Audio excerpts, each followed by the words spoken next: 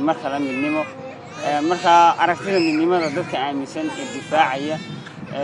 u arka inay ka wanaagsan tahay aragtida gooni goosadka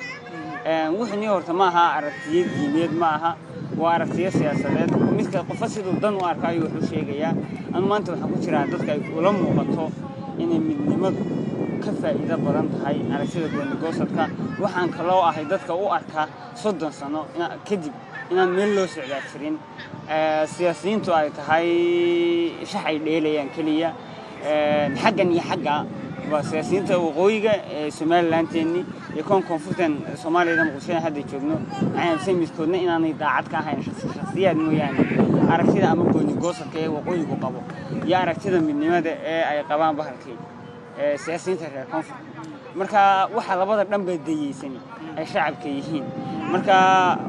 qofku waxa muhiim ah waxaan awoodaa maanta wayna sidaan anigu wax u doonay ama sida aniga ila saxan aan u arko aan wax u sheego marka maanta waxaan ku jiraa dhalinyarada aragtida midnimada qaba